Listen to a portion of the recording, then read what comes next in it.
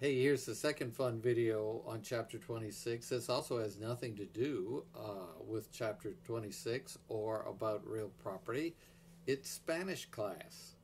Well, as a teacher at a university, even before I started to teach here, I figured out a few days prior to coming here that I could take any class I wanted in this university for free. So I went into the Spanish department before, again, a few days before I started to teach here, and I told the one of the Spanish teacher ladies I would like to go into Introduction to Spanish and take the course. And she laughed, and I said, "No, I'm serious. I want to learn how to speak Spanish." So she laughed again, and I said, "Not only that, I don't want to be Professor Screen in the course. I want to be one of the students. You will call me Cristobal." And she laughed again and said, "Great, let's do it." She was so much fun. So I was in a classroom with 20 of my favorite 18-year-olds who were all taking Introduction to Spanish, and we had a great time. Occasionally they'd look at me in the back row dressed like this and wonder who I was and what I was doing there. In fact, one of them one day before class came up to me and said, "Do you take any other classes here at Loyola?" I said, "No, I just take this class." But they finally figured out who I was and what I was doing there. That was so much fun that the next semester I enrolled in Spanish 101, and the next semester in Spanish 200, and the next semester in Spanish 201. And then finally we got to my fifth semester, which was called Intensive Conversational Spanish.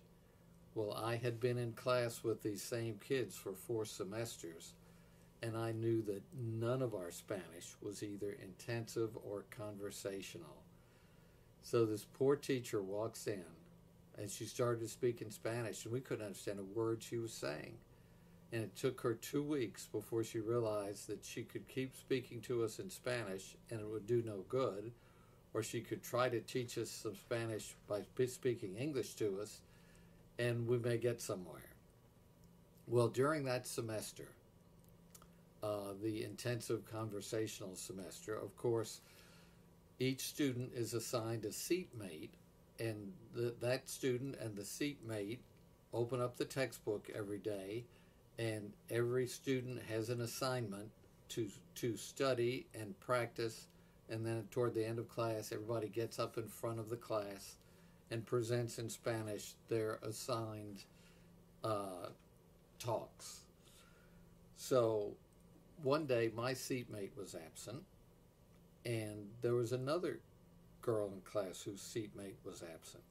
Well, because this was fifth semester Spanish, I was not in class with 18-year-olds anymore.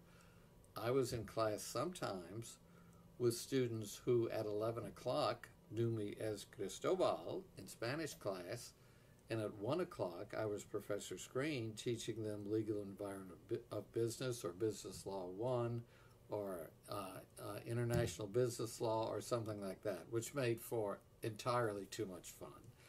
But anyway, so the teacher, since my seatmate and her seatmate were absent, she put us together and said, "Okay, you two work together today." This was one of my students who was in my accounting version of legal environment to business. She was in the accounting version right after the Spanish class. So we looked at our assignment that we had to get up in front of the class and say. And she saw that the first line she had to say to me in Spanish was, translated into English, she had to say, oh, my most handsome boyfriend." Well, there are levels of degradation below which human beings shouldn't be required to go. She had to go there that day.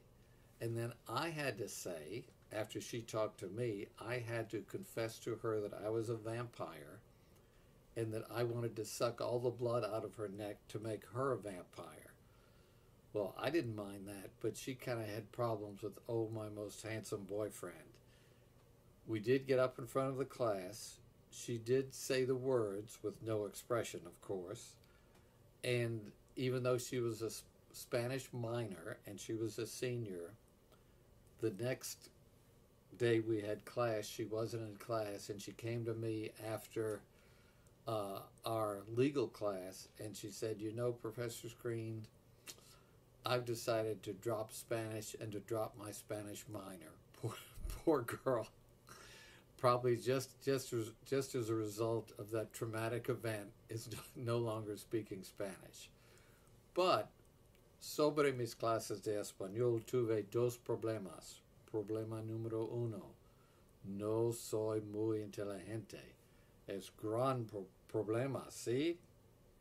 Y problema número dos, mis estudiantes latinos de la Escuela de Negocios no hablaron conmigo en español, pero hablaron conmigo solamente en inglés. Pero tú y yo vamos a hablar solamente en español, como dos hermanos latinos.